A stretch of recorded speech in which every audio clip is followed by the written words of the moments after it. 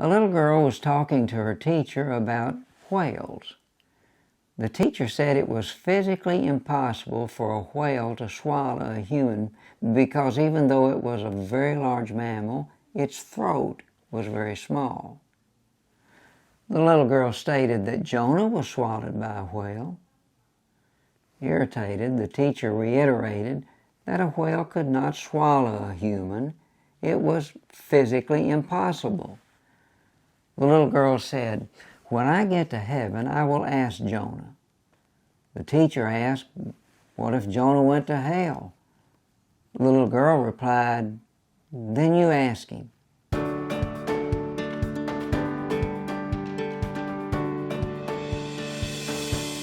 During my growing up years, many of the evangelistic sermons I heard could be summarized in 3 words: turn or burn. Sermon presented sinners with the choice of either turning from their sins or burning in the flames of hell. I still remember one evangelist in particular who painted frightening verbal pictures of fire and brimstone in every sermon. He prided himself for successfully, to use his words, scaring the hell out of many sinners. Later in high school, I read Dante's Inferno, in which Dante describes the horror and misery of hell in his epic poem, The Divine Comedy. The depiction of hell both in sermons and literature was so grotesque that I would have preferred as a young pastor not to mention the subject at all. However, I faced a conundrum.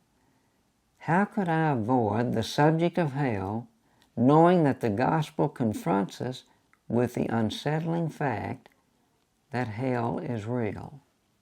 After all, Jesus spoke often about hell.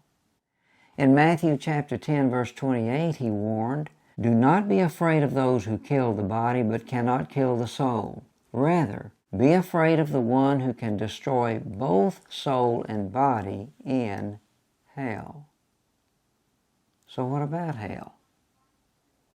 Many different worldviews have tried to answer the question. For example, Universalists resolve the question of hell by emphasizing the love of God to the exclusion of any other attribute of God. They contend because God is love, He will not allow people to suffer eternally. Hence, all people go to heaven. Moralists concede that hell exists, but only for the most vile people like Adolf Hitler, Osama bin Laden, Ted Bundy, and Charles Manson. Moralists argue that these perpetrators of evil and others of their ilk must be held accountable for their depravity in order for justice to be served. And finally, atheists. Atheists dismiss the question of hell by saying that there is no God and therefore there is neither a heaven nor hell. The atheists argue that death ends one's existence. So, what are we to believe about hell? Here's the biblical answer. Hell is the eternal extension of the willful choice one makes in this life to live apart from God.